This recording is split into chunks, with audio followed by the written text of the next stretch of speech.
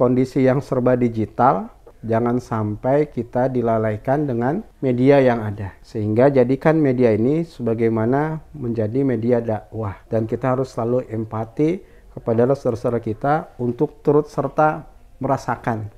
Maka berikan solusi yang terbaik. Ya. Bukan malah menjadi sesuatu yang menimbulkan problem di situ.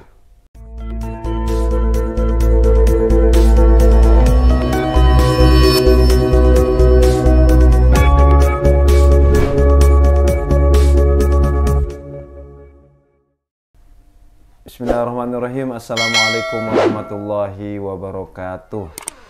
Waalaikumsalam warahmatullahi wabarakatuh. Alhamdulillahirabbil alamin wa bihi nasta'in wa ala umurid dunya waddin wassalatu wassalamu ala asyrafil anbiya wal mursalin wa ala alihi wa sahbihi amma ba'd. Mitra JC yang dirahmati oleh Allah Subhanahu wa taala, alhamdulillah pagi hari ini kita bisa bertemu lagi dalam program Sorban Umat seputar obrolan umat. Dan alhamdulillah di pagi hari ini diamanahkan kepada Bang Jai untuk memandu program ini. Dan alhamdulillahnya Bang Jai nggak sendirian mitra ya, tetapi ditemani oleh narasumber kita. Dan beliau juga sebenarnya hostnya ini. Saya sebenarnya nge-hostin host gitu ya. Saya bingung mau nanya apa sebenarnya mitra JC, tapi ya insya Allah bisa lah ya. Mungkin mitra JC kita kenal lagi lebih dalam, kita sapa dulu. Assalamualaikum Ustaz. Waalaikumsalam warahmatullahi wabarakatuh. Sehat ya? Alhamdulillah. Bang Jai sehat? Alhamdulillah sehat. Ya, gimana kabarnya keluarga? Semuanya sehat. Ya. Kalau nggak sehat saya di rumah sakit kan. Iya bener kan Ustaz ya? Oh iya, saya bukan host ya, sekarang saya harus. Iya, nalurinya ya Ustaz ya. Saya jadi nggak enak ini nge-hostin host sebenarnya. Oh iya, tapi mungkin Ustaz mau nyapa dulu mitra JC yang ada di rumah boleh. Bismillahirrahmanirrahim. Assalamualaikum warahmatullahi wabarakatuh. Waalaikumsalam warahmatullahi wabarakatuh. Alhamdulillahillazi anzala sakinata fi qulubil mu'minin liyazdadu imanan ma'a imanihim walillahi junudus samawati wal ard wa kana Allahu aliman hakima. Alhamdulillah, sahabat-sahabat mitra JC yang semoga selalu dirahmati Allah Subhanahu wa taala. Senang rasanya kita bisa berjumpa kembali melalui media yang semoga Allah berkahi, yaitu JC TV. Dan tentunya semoga ini menjadi bagian daripada bentuk cinta kita kepada Allah, cinta kita kepada Rasulullah, dan kita harus memiliki sikap sifat sebagaimana yang Rasulullah ajarkan dalam kehidupan kita. Karena kita ditunggu oleh Rasulullah SAW dalam sabdanya bahwa Rasulullah menunggu umatnya. Dan mudah-mudahan kita yang termasuk ditunggu itu bersama dalam surganya. Amin ya rabbal alamin. Ya, mitra JC sekalian, tentunya ini sebagai sapaan dari saya dan mudah-mudahan Allah selalu memberikan keberkahan terutama di setiap waktu Jumat, Sabtu dan semuanya kita harus berupaya untuk menjadi orang-orang yang memiliki keberkahan dari Allah Subhanahu wa taala. Ya, jadi gitu Ustaz ya. Iya. Karena sekarang bertepatan dengan bulan Maulid juga Ustaz ya. Iya, Rabiul Awal. Rabiul Awal. Cuman banyak sebenarnya terkait pertanyaan atau sebelum kita masuk ke tema Ustaz. Cuman biasa Bang Jai mantun dulu Ustaz. Oh, tafadhol. Iya, boleh nih Ustaz ya. Sangat boleh. Jalan ke Bandung beli dodol. Ke Jakarta beli kecapi. Kurang afdol sebelum kita ngopi Ustaz. Ngopi dulu. Pantun lagi, Zat? Saya mau jawab cakep, kayaknya bingung juga. Jangan, Zat. Karena semuanya udah cakep gitu. Cakep semua, Zat. Karena kita ngopi dulu, Zat. Oh, silakan. Masya Allah. Bismillah. Masya Allah. Alhamdulillah. Iya. Jadi lebih rileks, Zat. Lebih nikmat. Lebih nikmat ya. Lebih nyaman. Iya. Karena tadi Bang Jin menawarkan kopi Ustaz sekaligus ingin mempertanyakan terkait tema kita pagi hari ini, Zat.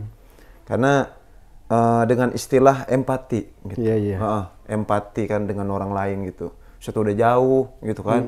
Kalau kata orang Betawi masa dianggurin gitu kan. Padahal kan mangga dia bukan anggur. Kalau kata orang Betawi kasihan tuh jangan dianggurin gitu. Nah, ini adalah salah satu empati gitu.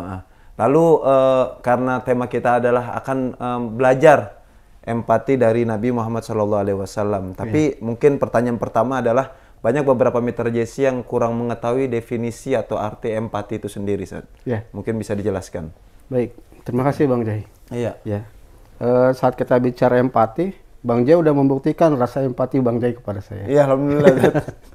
Juga berempati terhadap kopi yang sudah ada tadi. Iya, alhamdulillah. Masya Allah. Jadi empati itu sesuatu yang bukan cuman ada rasa iba, kasihan, sedih ngelihat sesuatu, tapi harus mampu kita rasakan apa yang dia rasakan, baik kesedihan terutama, kesusahan, itu harus mampu kita rasakan, dan kita pun bagaimana dalam kondisi seperti dia, bagaimana yang dia rasakan.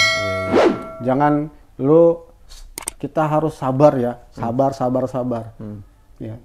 Kita ngomong sabar, kebetulan kondisi kita lagi aman nyaman, finansial cukup, bahkan lebih, semua anak sehat, semua. Kita ngomong, tapi ke yang bersangkutan, ternyata dia lagi dalam kondisi yang nggak sama dengan kita. Ya, itu mah cuman hanya menyampaikan rasa iba. Akhirnya didengarnya juga terimanya, ya wajar ente ngomong sabar karena ente sendiri gitu, dan udah cukup. Coba ente rasain sebagaimana yang saya rasakan. Nah itu rasa iba yang harus kita miliki, rasa empati yang harus kita miliki, bukan hanya sebatas iba, tapi bagaimana kita merasakan apa yang dia rasakan. Ya. Sebagaimana saat kita merasakan bagaimana kondisi kita, saudara-saudara kita nun jauh di sana di Gaza, Palestina. Tentunya kan ini harus menjadikan perhatian juga buat kita. Benar. Bagaimana saat kita kondisi di sana, bagaimana apa yang kita rasakan saat kita seperti itu. Ya. Jadi empati ini kita mampu merasakan sebagaimana apa yang dirasakan oleh saudara kita. Itu kesimpulannya. Ya, itu sehingga saat kita melihat siapapun dia, dan dengan rasa empati, kita pun harus merasakan bagaimana apabila saya, sebagaimana dia yang sedang merasakan itu. Sehingga timbul sikap nggak sembarangan kita untuk menilai, menjudge apalagi, dan juga tutur kata yang akhirnya harusnya menyenangkan, jadi ngeselin. Ya. Sabar. Ya ente wajar ngomong sabar. Kebetulan semuanya fasilitas ada. Benar. Ya. Harusnya bukan sabar. Masalahnya apa? Mari kita selesaikan. Antum apa yang dirasakan? Coba ungkapin. Ya, walaupun dalam Al-Quran Allah jelaskan orang beriman itu tidak ingin menampakkan kesulitannya, kesusahannya.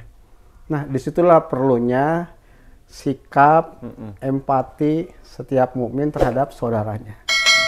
Begitu Bang.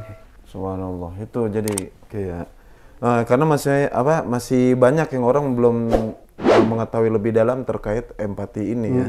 Jadi maksudnya kunci pertamanya itu kita harus ngerasain apa yang dia rasain. Gitu. Betul, itu dia. Kuncinya di situ berarti kuncinya di situ. Karena kalau misalnya kita nggak merasakan apa yang dia rasakan, susah kayaknya untuk berempati tadi. Betul. Jadi maksudnya tadi itu cukup menarik kayak. Karena banyak Bang Jai temuin, ya kalau bahasa kita ngomong aja nih. Iya. Jadi tadi maksudnya kita nih yang berempati tadi selesaiin bareng-bareng berarti masalahnya. Sehingga bukan hanya omdo. Omdo. Iya.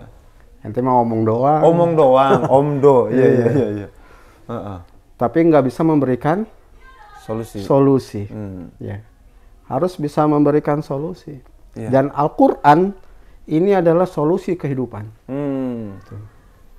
Sehingga kita sebagai orang beriman kepada Allah tentunya harus menjaga itu, menjadikan Al-Quran itu sebagai solusi.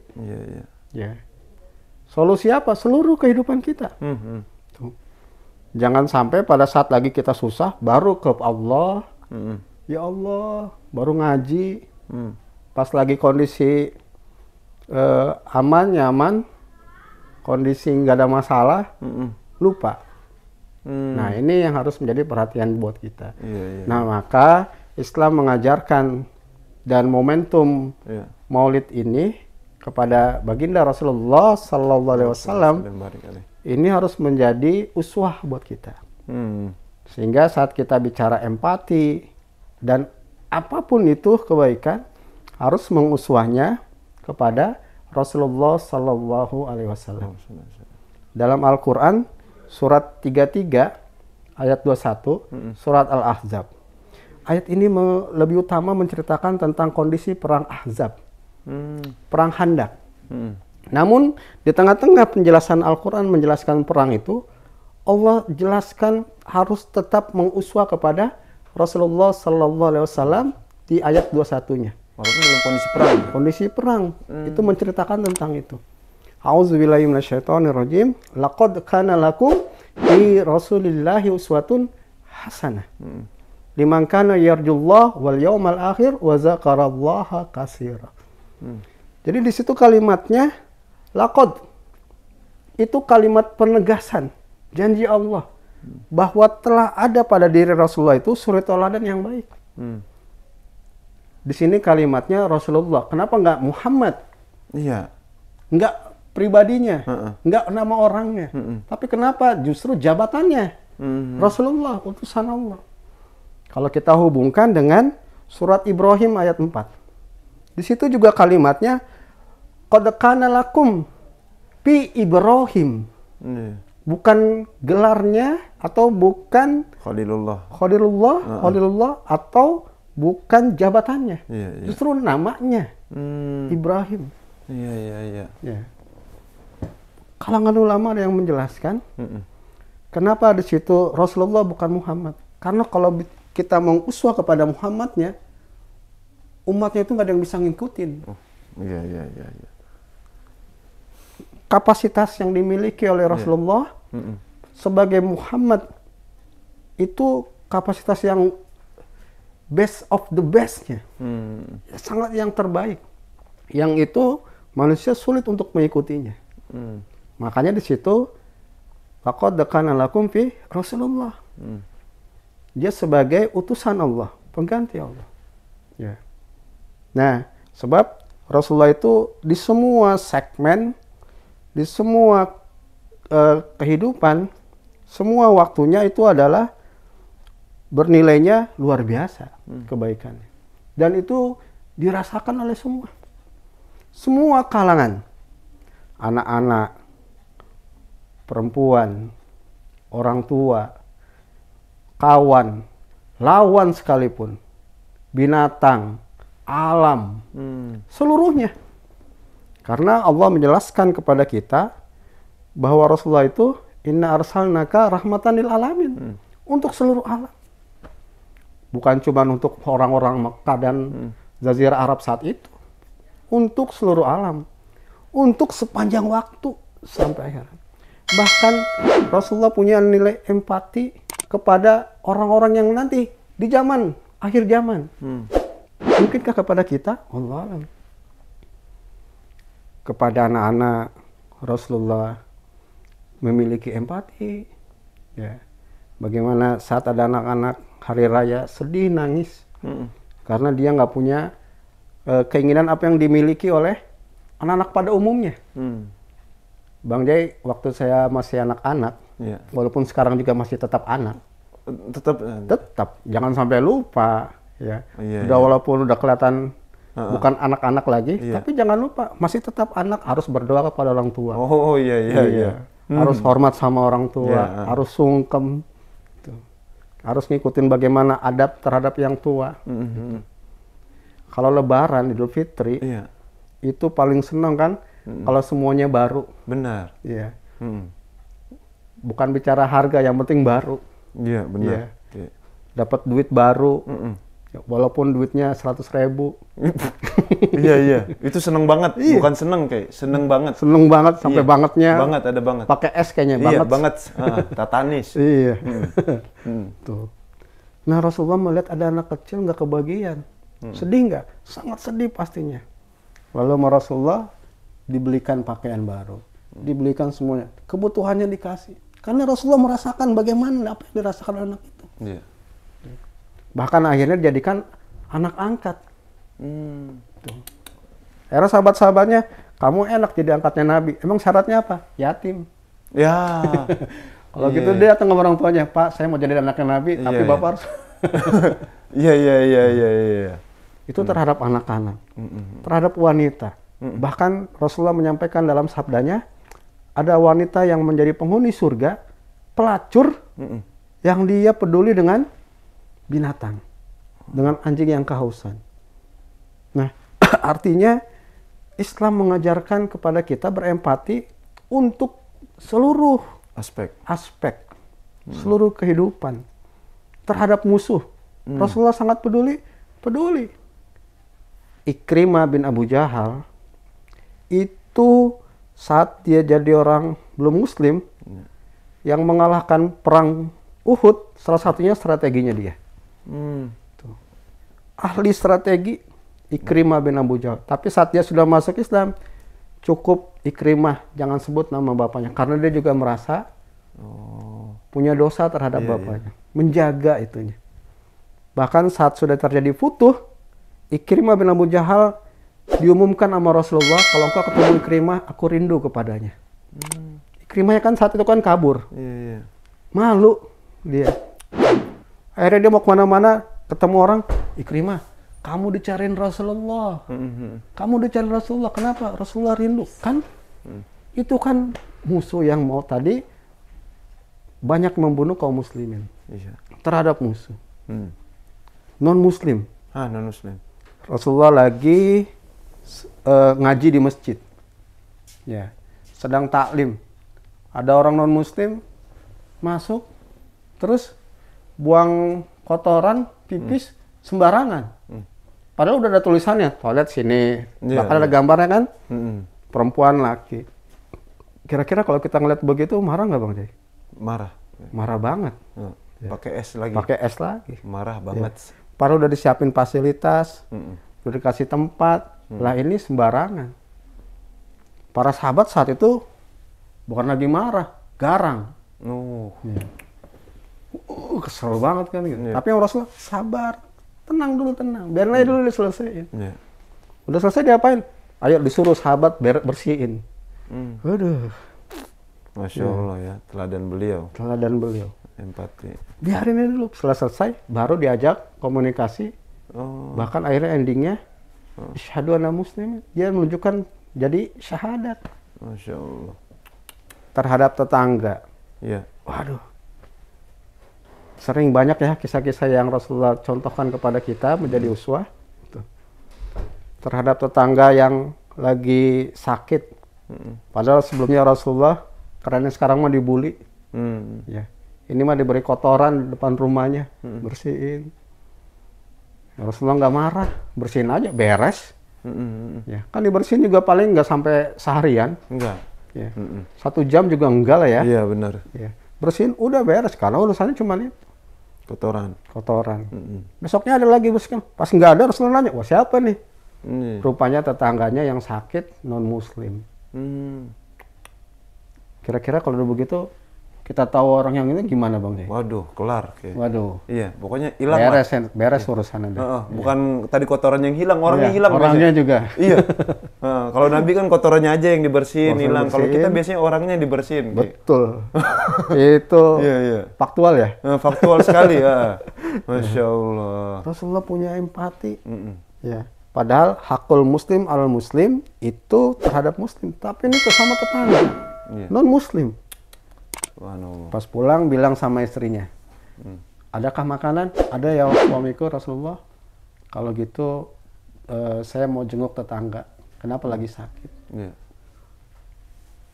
Ini orang tahu dia kemarin ngebully Rasulullah, ngasih kotoran. Rasulullah datang yang pertama menjenguknya, bawa makanan lagi. Dia langsung udah berpikir mati awak. Mati awak. Iya. Waduh. Dan dia sudah merasa karena salah. Dan orang dipikir Rasulullah itu ingin membalas dendam. Ya. Rupanya itu nggak dibicarakan, justru dengan kondisi dikasih coba. Ini kan harusnya menjadi bagian daripada kehidupan kita. Kenapa? Rasulullah itu suatu hasanah. Jangan malah yang ada emosinya yang diutamain. Itu dia. Makanya orang beriman itu harusnya dia mampu mengendalikan fujurnya. Dan harus dikuasai oleh takwa, oleh akal. Ya. Sehingga segala apapun yang mau dia kerjakan, dia pikirkan dulu. Tuh. Sebagaimana Rasulullah Sallallahu Alaihi Wasallam. Nah, maka bagaimana kita mau mengetahui sikap empati yang ada pada diri Rasulullah? Ya tentu tadi kan dengan kalimat belajar. Bagaimana mempelajarinya? Baca sirahnya. Ya. Banyak buku-buku yang ini harus menjadi bagian daripada aktivitas kita untuk kita pelajari. Bagaimana Rasulullah itu sehat?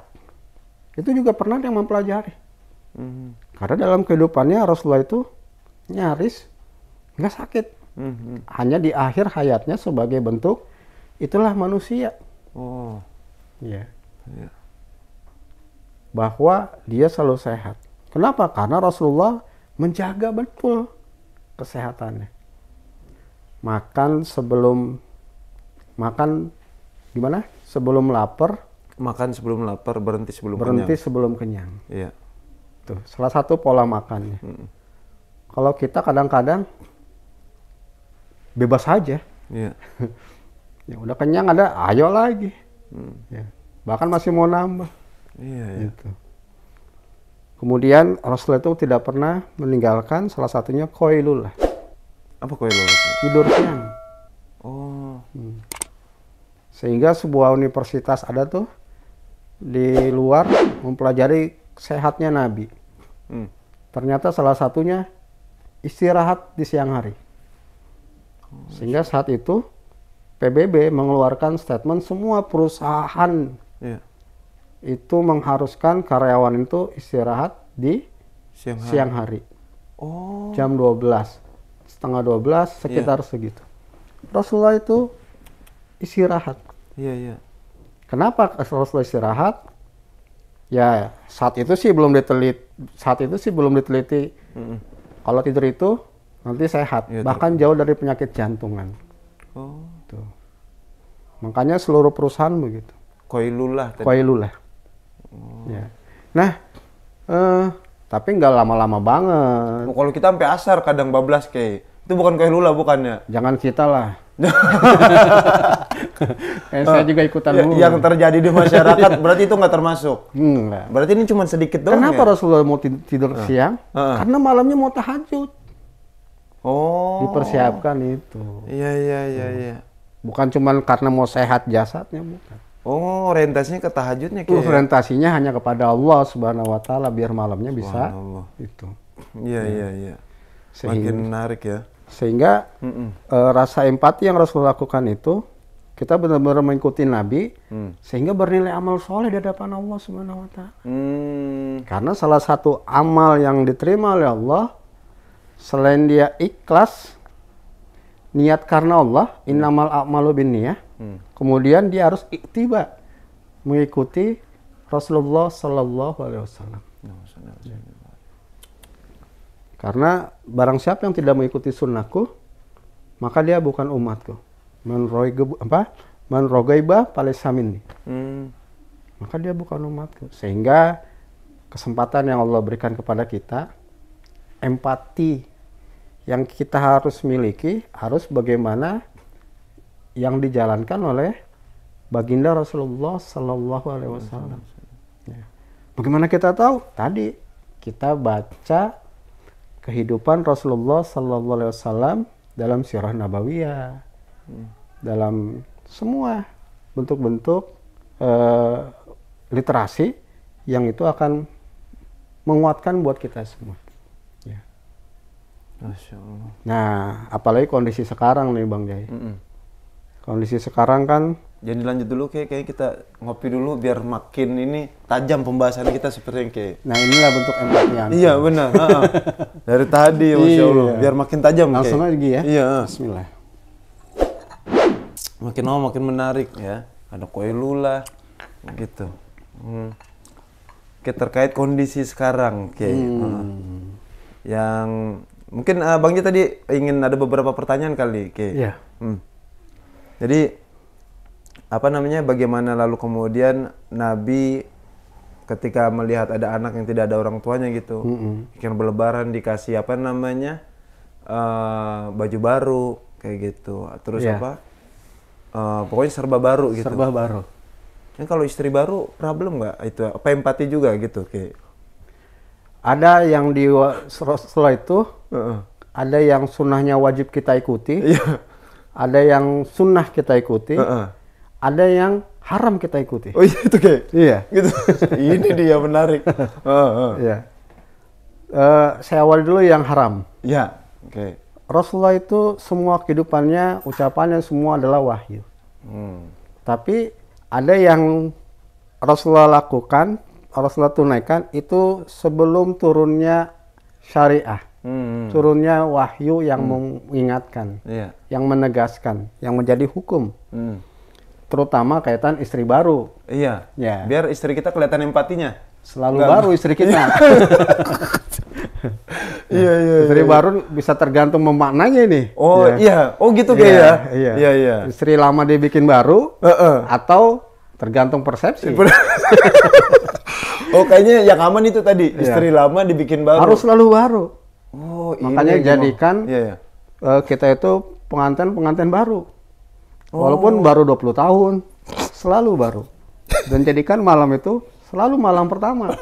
Nggak ada malam kedua, malam ketiga. Nggak ada. Setiap malam jadikan malam pertama. Ini secara tidak langsung tersirat untuk, maksudnya kaum wanita agar berdandan di hadapan suami kali kayak seperti itu. Itu kan salah satu yang diinginkan diajarkan Islam. Masya Allah. Harus selalu rapi. Iya. Indah dipandang. Hanya untuk suami. Masya Allah. Oke. Tuh. Sejak awal terus menerus. Makanya Rasulullah mengajarkan saat kamu di luar melihat hal-hal yang begitu, itu dilarang.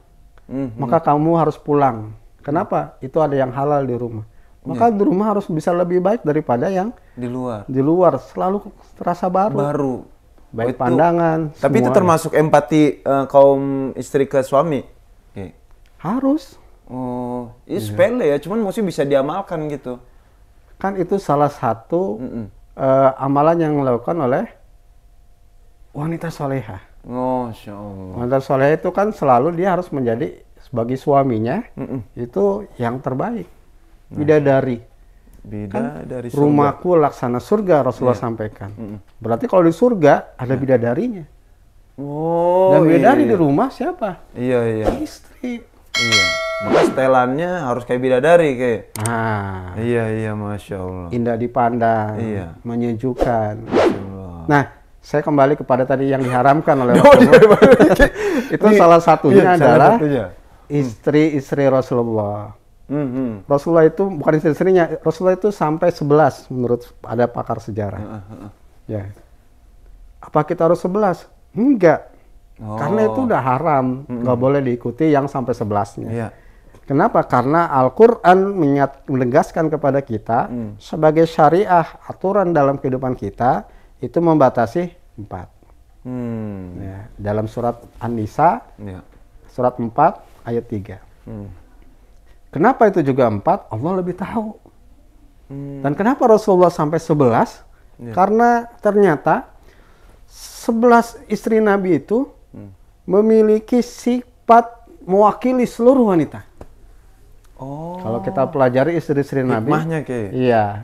Jadi saat kita bahas sifat begini ada di istri Nabi yang ini. Oh, subhanallah. Sehingga bagaimana menyikapinya. Iya.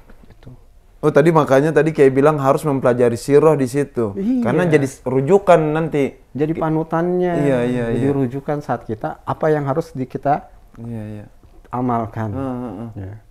Sehingga itu menjadi amal soleh. Iya. Gitu.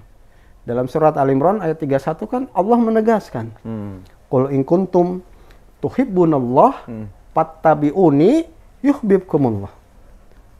Jika engkau mencintaiku, Allah jelaskan kepada Allah, maka ikutilah fattabi'uni. Ini hitopnya kepada Rasulullah sallallahu alaihi wasallam. Jadi kita bagaimana mau cinta pada Allah, ikutin Rasulullah. Dan Rasulullah juga sampaikan dalam sabdanya, kamu tidak akan dipandang beriman sebelum kamu mencintai diriku sebagaimana engkau mencintai keluargamu, hartamu, anak-anakmu, itu kita harus lebih mencintai Nabi kita. Ya. Nah, bagaimana mencintainya? Kita pelajari kehidupannya. Tadi literasi kita pelajari, termasuk keluarga Rasulullah. Kadang-kadang waktu saya ngaji nih Bang Jai, Rasulullah itu anaknya berapa? 9 apa 10? 10, main sebut-sebut aja, padahal pertanyaannya udah salah.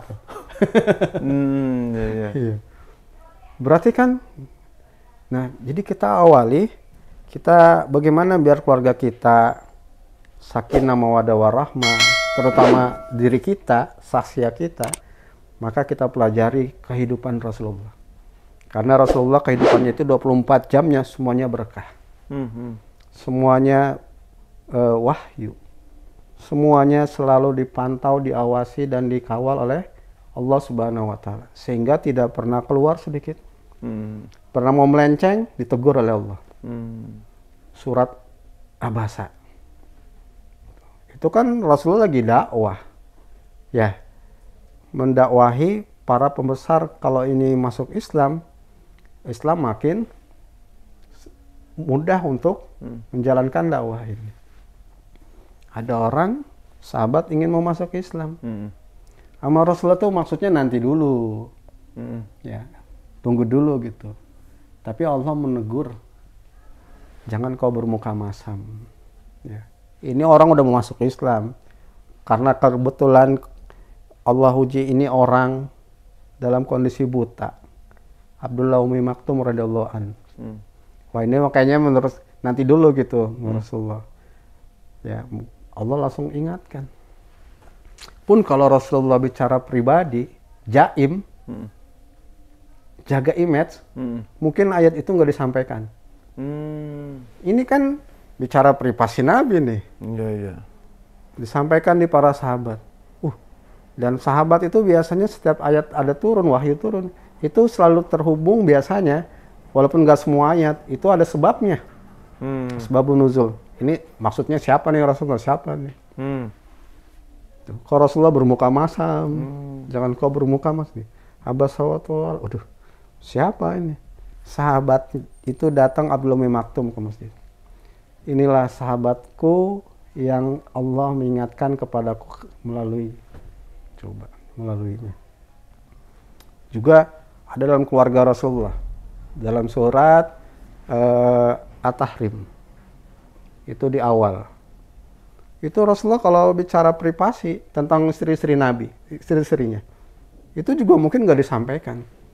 Tapi karena Rasulullah ini sebagai uswatun hasanah, ya, yang menjadi contoh buat kita, harus menjadi, bahkan kita yang harus lebih empati kepada Rasulullah harusnya. Dalam Al-Quran surat At-Taubah, di ayat terakhirnya, di 2 ayat terakhirnya tuh, laqad ja'akum rasulun min anfusikum azizun alaihi ma anittum harisun alaikum bil mu'minina raufur rahim. Ya. Jadi kamu lihat Rasulullah itu bagaimana mengkhawatirkan, sedih, ya, mengorbankan dirinya hanya bagaimana biar kita ini beriman kepada Allah. Jadi Rasulullah itu dengan berupayanya, dengan kesusahannya, ya, dengan maksimal yang dengan kesusah-susahnya itu, dia agar kita ini jadi orang beriman kepada Allah. Agar kita ini masuk surga sama-sama. Maka Rasulullah untuk kepentingan pribadinya nggak pernah dikeluhkan kepada para sahabatnya.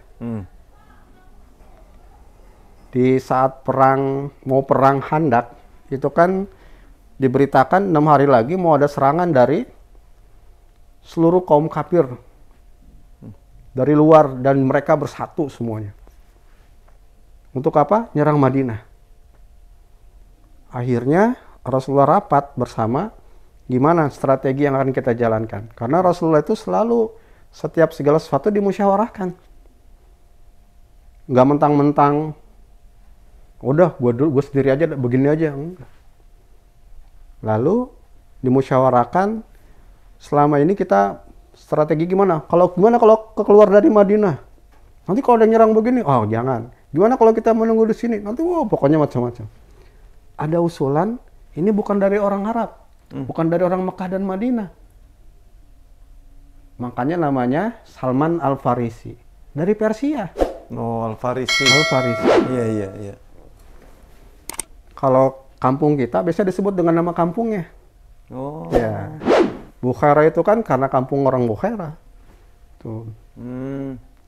Ada ustadz-ustadz kita, ulama-ulama kita, itu kan selalu disebutkan juga dengan wilayahnya. Yeah. Nah, ini Salman Al-Farisi yang mengusulkan. Ya Rasulullah, biasa di tempat kami, di Persia, itu kalau terjadi begini, kami pernah bikin handak. Bukan, itu kan bahasa Persia. Ya. Kalau bahasa Arabnya kan uhdud. Kalau bahasa kita got. Oh, got. Iya. Gorong-gorong. Gitu. Bikin got. Ya. Bikin got ya Rasulullah. Ya udah. Gimana? Jadi ukurannya kuda kalau lompat jatuh, kalau jatuh pun nggak bisa naik lagi. Itu harus ukurannya. Ya. Sehingga sekitar 15 meter, 8 meter, lebarnya kurang lebih ya. Dalamnya 15 meter. Sehingga apa? Kuda nggak bisa naik lagi. Ke dalamnya 4 meter, 8 meter. Gitu. Dan yang digali, itu bukan tanah kayak di Indonesia. Pasir. Itu batu. Coba. Nah, kondisi begitu, kondisi paceklik lagi. Sehingga para sahabat yang ngerjain dalam waktu 6 hari itu harus segera selesai. Dalam jarak sekitar berapa kilometer itu ya. Itu pintu Madinah, karena cuma satu doang pintunya, yang sebelah samping-sampingnya itu ditutupi dengan kebun kurma. Jadi cuma ada satu pintu. Wilayah itu semuanya harus selesai dalam 6 hari. Kemudian kondisi lagi susah kok, makanan. Makan siang ya, menurut yang saya baca, itu para sahabat tangannya begini semua. Baru ada sahabat yang lewat celupin kuah, baru ada lagi sahabat yang udah nyiapin tepung. Nah, udah itu jatah makan siangnya. Mau dijadiin somai, mau jadiin batagor, mau jadiin cilok, udah makan siangnya segitu.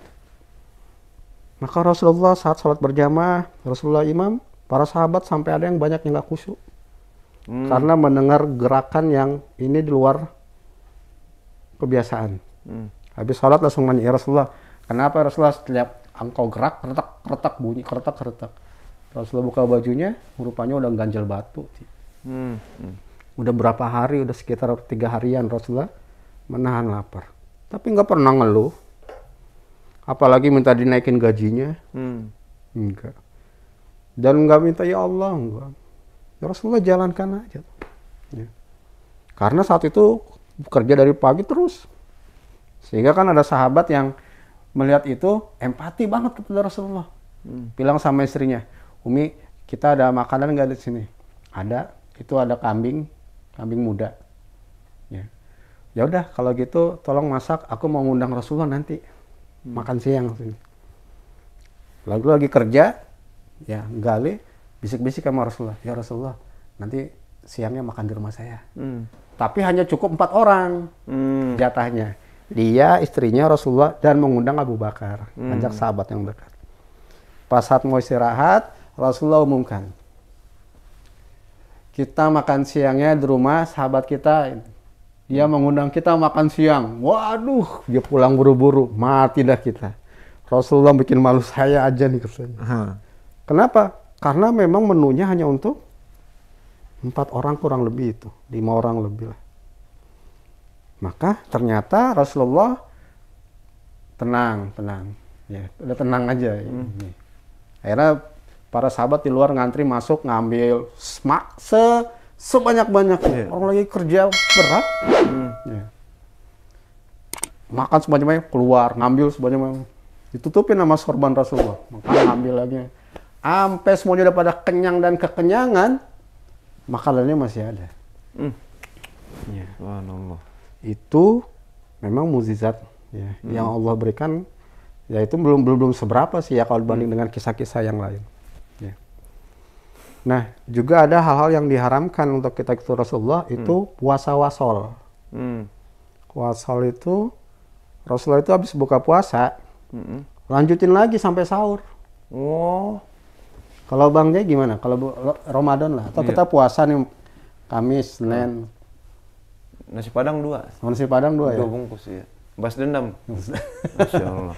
Ya. Iya. Saya pikir saya aja ya. Enggak, kita semua. Kalau itu kita saat tadi. Iya, kalau ini kita ya. Iya. Oh, kalau Nabi habis buka langsung lanjut lagi. Lanjut lagi. Makanya itu nggak boleh diikutin. Oh. Nah, namun ada sunnah yang memang harus kita ikuti dan ini menjadi prinsip. Dan nggak bisa nggak kita ikuti, dan kita upayakan harus mengikutinya. Ya. Bukan sunnah dalam arti hukum fikih.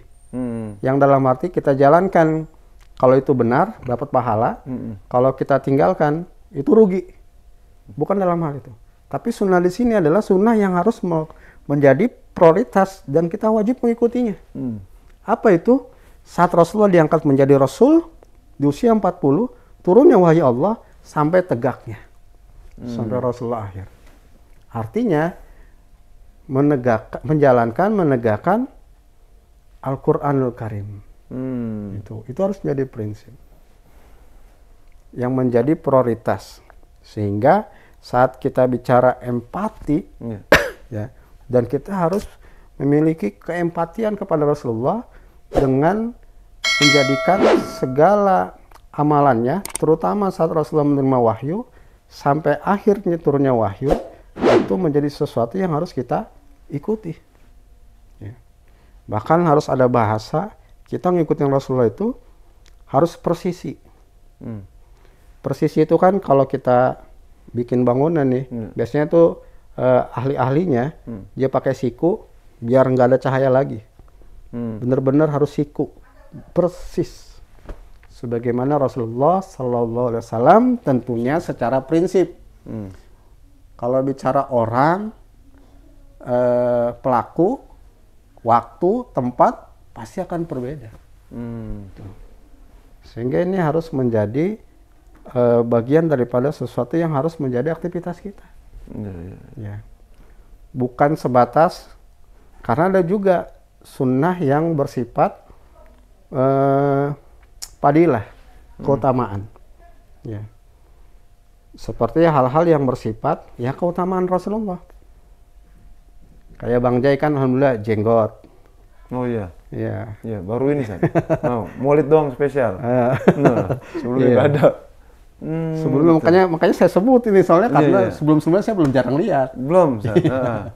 Masya Allah, San. Terus kita bergamis, pakai jubah. Ya. Itu kan padilah. Ya. Dan biasanya kayak pakai cincin. Maulid. Dan Rasulullah kan pakai cincin sebelah kiri dia. Iya. Sebelah kali kelingkingnya. Kelingking, iya benar. Ya. Itu kan yang bersifat padilah. Ya. Pakai sorbannya. Makanya namanya acara sorban umat. Sorban umat. Iya. Ya. Sebab itu ya kalau bahasa kitanya aksesoris. Ya, artinya itu ada bagus, kalau nggak ada juga nggak apa-apa. Iya benar. Ya. Kasihan saatnya kalau nggak bisa numbuh jenggotnya kan, ada juga yang gennya. Iya. Oh jadi itu yang bukan prinsip saat ya? Iya. Nah maksudnya. Artinya itu bukan sesuatu yang benar. Harus menjadi, ya, harus kita ikuti. Artinya kalau memang kita qadarullah nggak bisa, ya nggak bisa, nggak apa-apa. Iya. Gitu. Ya. Kayak orang ada yang suka pakai gamis, sunnah. Ya. Saya juga ini segan juga saat misalnya ke pasar gamisan kan kadang. Iya saat. Jadi tadi yang maksudnya kondisional saat ya maksudnya nggak semua berarti saat ya. Betul. Gitu, Masya Allah. Saat mungkin apa namanya aneh mau mantun dulu saat. Nah, berarti cakep nih. Iya. Gua kecapi ketiup angin. Cakep. Ayo kita minum kopi keburu dingin. Alhamdulillah cakep banget. Semakin lama semakin menarik saat cuman sekali lagi karena waktu ya yang memisahkan kita mungkin. Saya sebenarnya tadi mau nanya terkait apa masalah sunah-sunah lagi tadi saat. Cuman karena waktu nanti kayaknya kita di belakang panggung kali saat ya. Mungkin ada closing statement saat untuk menutup pagi ini. Tema kita hari ini terkait empati, belajar empati dari Nabi Muhammad SAW. Ya, terima kasih. Jadi mitra JC sekalian, ya, saat kita berempati tentu harus mengikuti Rasulullah Sallallahu Alaihi Wasallam. Bukan hanya sebatas empati, justru seluruh akhlak, amalan yang kita lakukan harus mengikuti Rasulullah Sallallahu Alaihi Wasallam. Kenapa? Sehingga yang kita jalankan menjadi amalan mutakabbalan, amal yang diterima oleh Allah Subhanahu Wa Taala. Sebab saat kita beramal seperti Nabi tapi tidak mengikuti Nabi, sebagaimana ada orang kenapa makan pakai tangan, karena pada prinsipnya dia melihat kesehatan, karena secara kesehatan ini bagus untuk pencernaan. Saat kita makan pakai tangan, pada prinsipnya kita mengikuti sunnah Nabi, Allah akan memberikan keberkahan, akhirnya kita bisa jadi sehat dalam proses pencernaan. Apalagi ibadah-ibadah yang itu Rasul lakukan, yang itu menjadi prinsip kita ikuti. Apa itu? Saat turunnya wahyu pertama, Al-Alaq, ya, sampai kepada wahyu terakhir, itu yang menjadi sunnah yang harus kita ikuti, mau tidak mau, kita harus upayakan dengan maksimal.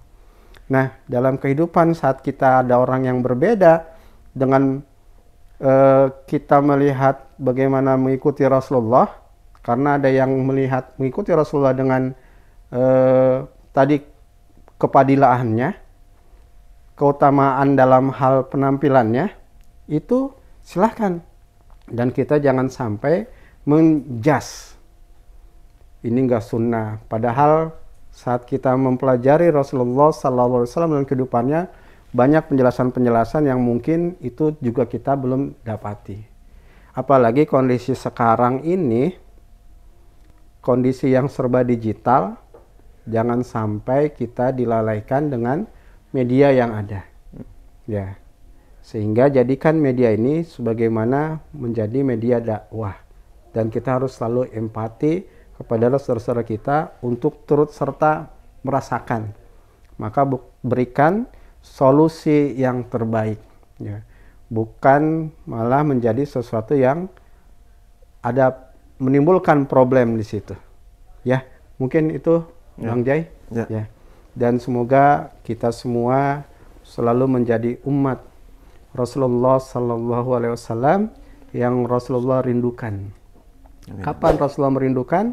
Saat Rasulullah ngaji sama sahabatnya, Rasulullah rindu dengan saudara-saudaraku. Ya. Akhirnya para sahabat nanya, ya Rasulullah, kan kami kan saudara-saudaramu. La antum sahabi, engkau adalah sahabat-sahabatku. Terus siapa mereka? Ada yang disebut dengan saudaramu, mereka yang beriman kepadaku, pastinya beriman pada Allah, tapi dia tidak pernah melihat diriku, tidak melihat para sahabat-sahabatku, tidak melihat para tabi'in, tapi dia selalu beriman pada Allah. Para sahabat bertanya kembali, bagaimana engkau mengetahui mereka ya Rasulullah? Engkau kan belum pernah ketemu. Di akhirat kelak, Rasulullah akan melihat kita dengan bercahaya. Nah, mari kesempatan yang Allah berikan kepada kita di sisa-sisa usia yang ada, mari kita selalu menguswah kepada Rasulullah sebagaimana dalam kehidupannya.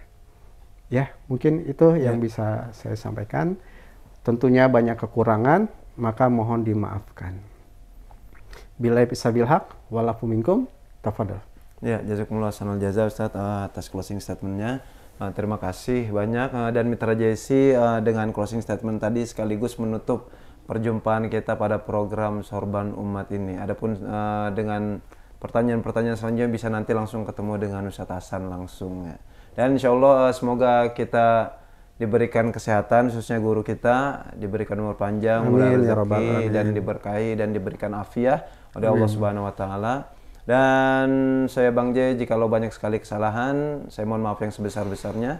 Astaghfirukum, syukuran katsiran lillahi timamikum. Wassalamualaikum warahmatullahi wabarakatuh.